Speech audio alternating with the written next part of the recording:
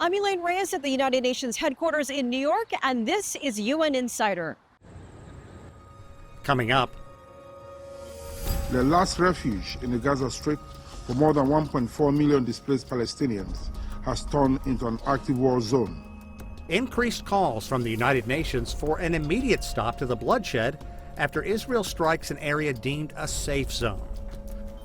Financing is the fuel of development. But the truth is that many small island developing states are running on empty. Small island nations are at the forefront of climate change, a conversation about steps these nations are taking to chart a new course for sustainability. And a look at how Beijing and Budapest are working together to harness the power of the sun. Next. The conflict between Israel and Hamas has raged for nearly 8 months. As the fighting continues, the humanitarian crisis worsens. As Israel rolls out significant ground operations in and around Rafah, the devastation is only intensifying. The appalling incidents last Sunday, when a reported 45 Palestinians were killed and 200 injured as the tents they were sheltering in burned around them, does not stand alone amid shocking numbers of civilian casualties. I remind all parties on their obligations to protect civilians. The UN Special Coordinator for the Middle East peace process painted a grim picture of the situation in Gaza. While briefing the Security Council, Tor Wensland urgently called for an immediate return to negotiations, the release of hostages, and a humanitarian ceasefire in the Gaza Strip. Jody Jacobs explains. In the words of the permanent representative of Guyana, when will it end? Who and what can make it end? This as the UN Security Council met again to discuss the situation in Gaza. While this was a scheduled meeting on the Council's agenda, the developments over the last few days dominated the discussion. A new resolution has been presented. It calls for an immediate end to the fighting in Rafah. Haunting images from Gaza floats our screens all over the world. If they don't steer the spirit of humanity in all of us, then words will be useless. Algeria, as a responsible member of the Security Council, and with the support of the Arab group, has decided to submit a draft resolution urging everyone in this council to shoulder its responsibilities. While there seems to be widespread support for another binding UN Security Council resolution, the US has already indicated that now is not the time. China says it fully supports the document, saying the fighting must end and the Council must take decisive action. We hope all members will put aside political calculations to prioritize saving lives and support its adoption by the Council as soon as possible. Concrete actions must be taken to ease the humanitarian disaster in Gaza. Relief may seem to be close at hand, but it's out of reach because of artificial barriers. China firmly opposes the politicalization of humanitarian issues, the use of hunger as a weapon, and the use of humanitarian assistance as a bargaining chip. The United States insists that another resolution won't change the situation. The US wants to continue to support an agreement to release the hostages and increase aid into Gaza. A decision on when the resolution will be voted on is still unclear, but Algeria says time is not on their side. Israel defended its actions over the weekend. Addressing the Council, it says that its military operation has one objective: to root out terrorists in Gaza and not to harm the Palestinian people. But this was in strong contrast to the impassioned address by the Palestinian deputy observer, who questioned when the suffering of his people will end. Jody Jacobs, CGTN, New York. Deja is monitoring developments inside the UN and has more on our top story. Deja. Yes, Elaine. 29th of May marks International Day of United Nations Peacekeepers. On 30th, Secretary General Antonio Guterres led a wreath in honor of fallen peacekeepers. But this week, the situation in Gaza undoubtedly became a center of our coverage. Speaking of peacekeeping, I know many of you would ask why there is no peacekeeping mission in Gaza Strip. Should there be one? I believe this question many people have already asked you. Do you think it's possible or useful to have a UN peacekeeping mission in Gaza Strip now or in the future? For peacekeeping to be, again, possible and for peacekeeping to make sense, there has to be first an agreement between the parties. Peacekeeping has to be based on such an agreement. I also believe that acceptance by the communities that are concerned is also important. And of course, this is for our peacekeepers. They're trying hard to build that kind of trust, with the communities where they are deployed. But I think there has to be this level of acceptance. And obviously, there has to be also a decision by the UN Security Council. So these are the key conditions. They apply everywhere, So they would apply to Gaza, and of course, I think the speculations about what some people call the day after look like they're all very hypothetical, but they would apply in any other situation. The heavy strikes continuously cost human lives. On 28th, Mr. Guterres released a statement strongly condemning the bombing in Rafah city on 26th of May.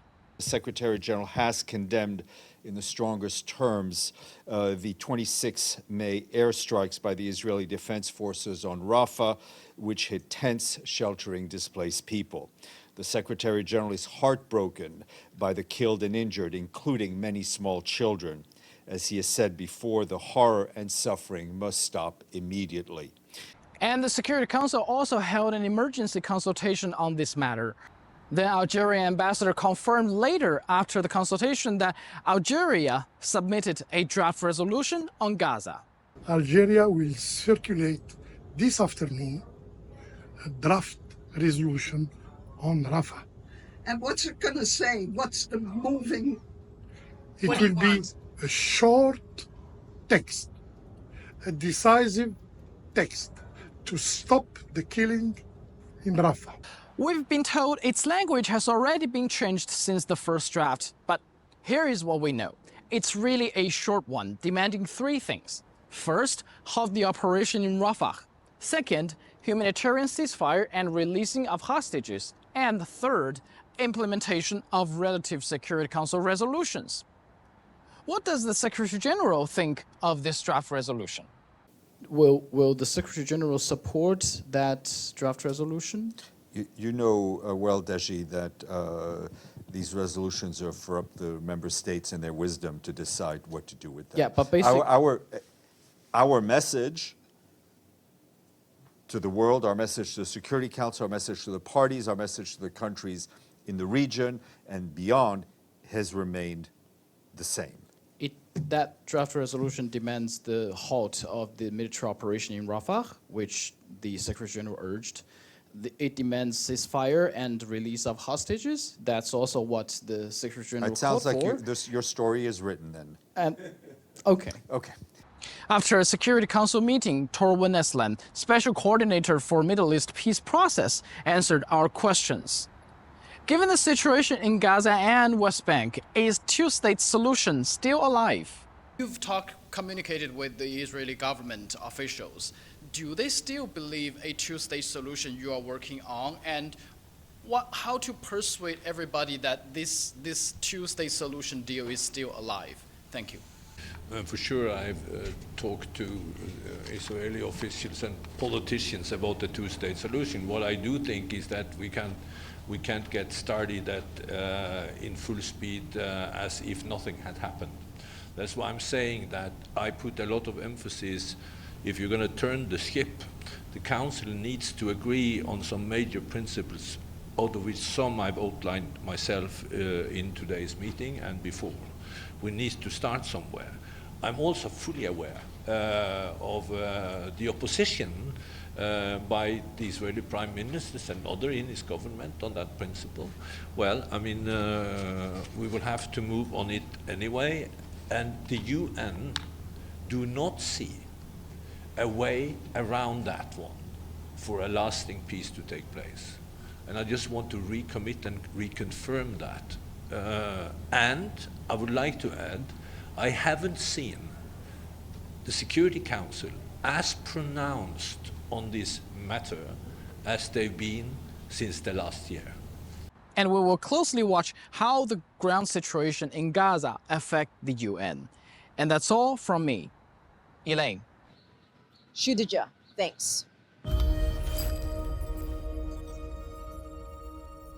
Maintaining peace and security is one of the founding principles of the United Nations. For 76 years, men and women in blue helmets have helped countries around the globe navigate a path from conflict to peace. Infrastructure, medical services, and food, just some of the essential services that are in jeopardy from the conflict in South Sudan. The United Nations says South Sudanese leaders need to secure peace for their people. Until that moment comes, the global agency's peacekeepers are here to help. Protecting civilians, deterring violence, facilitating the safe delivery of humanitarian aid, monitoring and investigating human rights violations and abuses, bringing communities together to reconcile and resolve conflict. Thousands of international peacekeepers from more than 70 countries are involved in a range of activities to support the young nation. For example, UN peacekeeping troops are helping to build dikes in a bid to mitigate the impact of climate change. The civilian, police, and military personnel from 73 countries carry out many duties under the mandate provided by the United Nations Security Council. Troops from China are heavily involved in medical aid distribution. The United Nations in South Sudan, since its establishment, has been carrying out its mandate to protect civilians and reduce violence across the country in a satisfactory manner. The United Nations says the cost of maintaining a peacekeeping force and of protecting internally displaced persons in South Sudan is $1 billion every year. The UN mission here has so far lost more than 55 personnel since the mission was established. So far, there is no plan to leave. The United Nations mission here says as relative peace returns to South Sudan, the role of its peacekeepers will continue to evolve, and its main mission is to assist the people of South Sudan. Patrick Oyet, CGTN, Juba, South Sudan. Let's take a look at some of the other issues on the UN's agenda. The National Disaster Center has estimated that there are up to 2,000 people that are still buried under the rubble. UN agencies are assisting relief efforts in Papua New Guinea after a massive landslide. The shifting earth cut off access to most of the area's drinking water sources. Continued rain and the collapse of a bridge are also complicating the emergency response. Women hold up half the sky, and youth represent the future and hope. China stands ready to work with the international community to build a better world so that women and youth from all countries can live in the sunshine of peace and development. A Security Council session highlighted the important role women and young people can play in international peace and stability. Diplomats stressed the need to break down gender inequalities and engage younger generations. Haiti's Transitional Presidential Council has tapped a former prime minister to lead the nation. Gary Conille will serve as interim prime minister, a role he first held more than a decade ago. His experience with the United Nations is seen as key to gaining international support. A UN-approved Kenya-led security mission is expected to begin in Haiti soon. Coming up, reducing the intensity of hurricanes, reducing the impact of climate change is ultimately what is going to save us. UN Insider. Whether it's about your education, the home you live in, or the items you buy, your money has a story to tell. Because every business story is a human story. Global Business.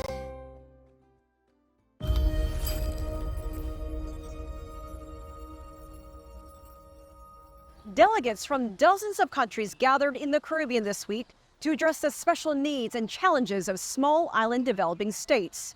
The theme of the conference, charting the course toward resilient prosperity. This year has been the hottest in history in practically every corner of the globe, foretelling severe impacts in our ecosystems and starkly underscoring the urgency of our predicament. To ignore this is to gamble with our collective future. Continuing with business as usual is not just negligence, it is an active choice that invites disaster. Let's address the structural problems that are creating difficulties in doing what needs to be done for SIDS to have effective support from the international community that they deserve and they need. International tourism is expected to recover to pre-pandemic levels this year.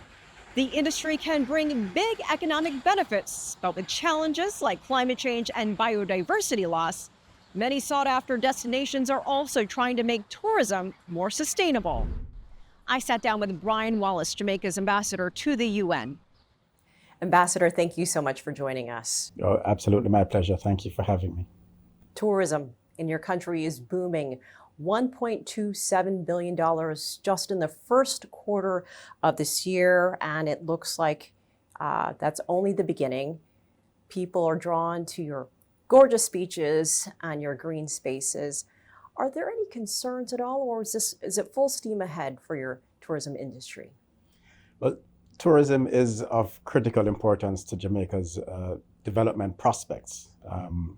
We have been blessed with a beautiful country, with a people who are warm and hospitable, and if I may say, vibesy. And so the ability to use this industry as a tool for our development is something that the government has embraced. Just last year, Jamaica led the process towards the commemoration of February 17 as Global Tourism Resilience Day. Because the COVID-19 experience taught us that the global tourism industry is subject to shocks. The pandemic was a shock. It's also subject to political shocks, to economic shocks, to natural disaster shocks. And so because it is so intertwined, and because it's such a conduit for relationships with other states, with other cultures, with other peoples, it is important for us to have a healthy global economy, one that can withstand these shocks. And so, in short answer to your question, yes, it is full steam ahead. We are pressing for greater investment in our tourism industry in a way that protects and preserves not just the environment, but the capacity of our own people to enjoy the bounties of our country.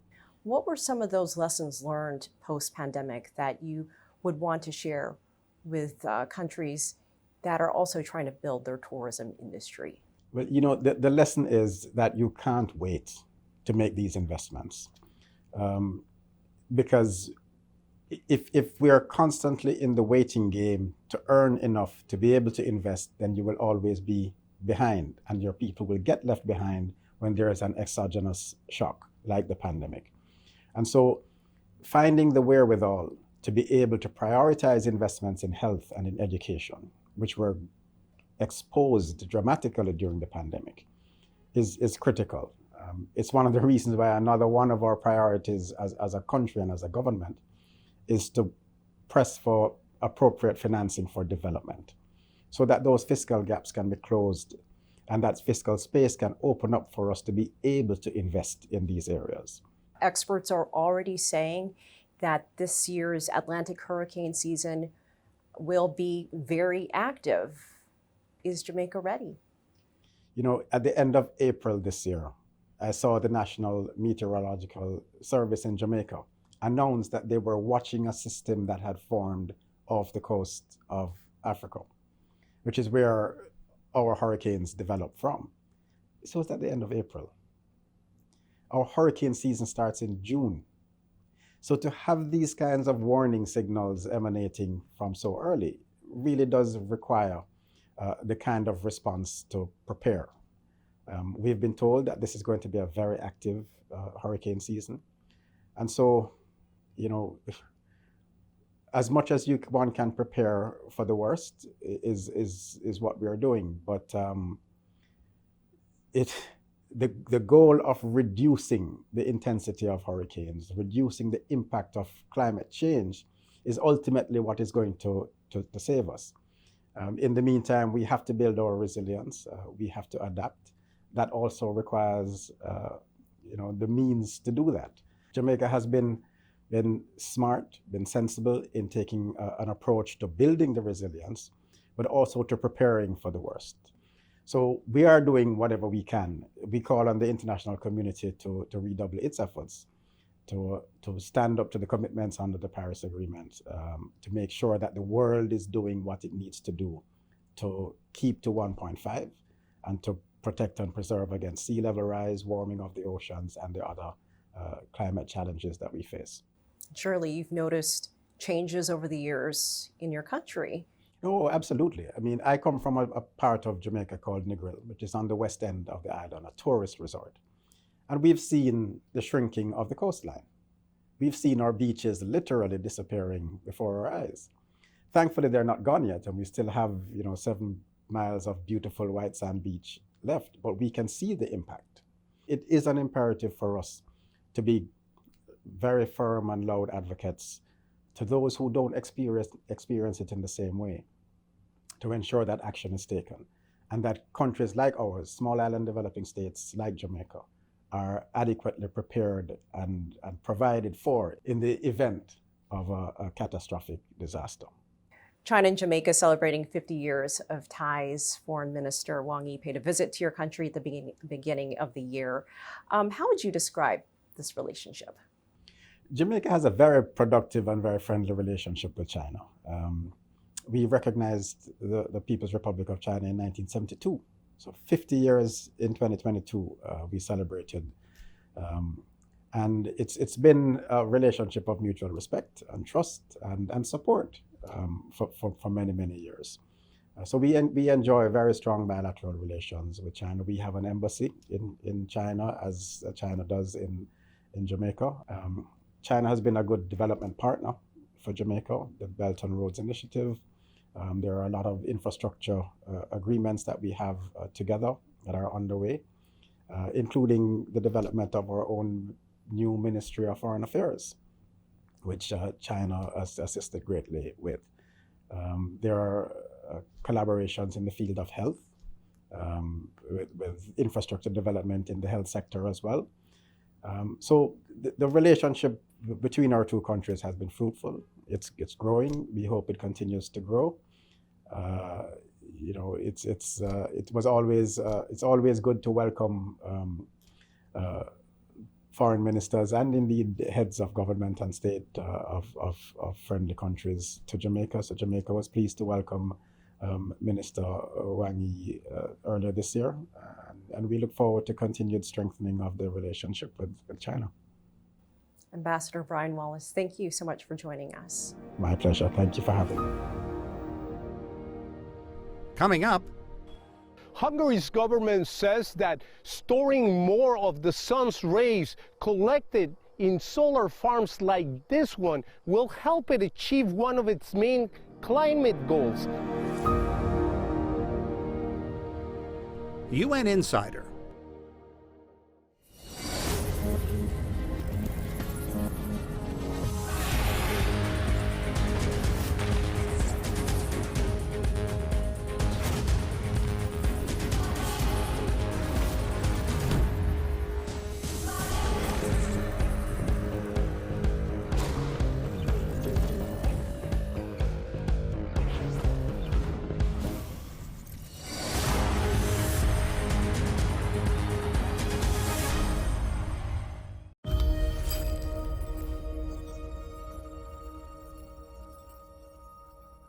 Making a transition to renewable energy is a key part of the UN's Sustainable Development Goals.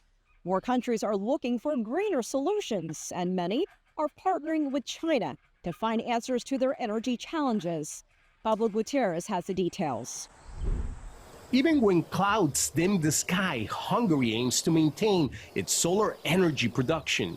On the outskirts of Szolnok, Hungary, near one of the largest solar farms in the country, Hungarian and Chinese companies are building a $22 million solar energy storage facility. The government says this initiative will help bolster Hungary's power generation capacity.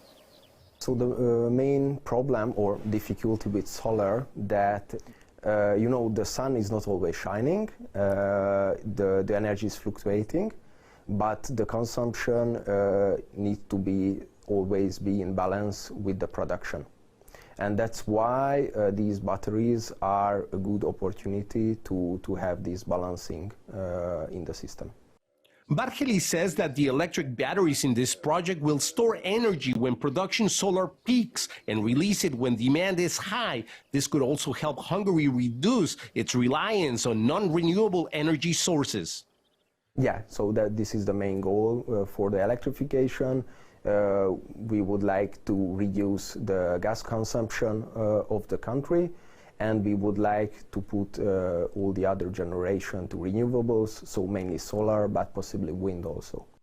Currently, Hungary relies mainly on nuclear and natural gas to produce electricity. Solar energy generated through photovoltaic cells converting sunlight into electricity contributes to around 13% of the total energy mix. But this is likely to change as the country steps up efforts to boost solar energy. Hungary's government says that storing more of the sun's rays collected in solar farms like this one will help it achieve one of its main climate goals of becoming carbon neutral by 2050. Forestbuild, the Hungarian company building the storage facility in Szolnok, says the project will double Hungary's solar energy storage capacity from 30 megawatt hours to 60. Experts say this will give Hungary an edge over other countries in the region. We are interconnecting countries, which means that Hungary has strong connection with Slovakia, Austria, even the Ukrainian connection started to work, but we are connected to the Serbian and other system. It means that in a situation when we are producing more photovoltaic, we can easily sell it to the other countries.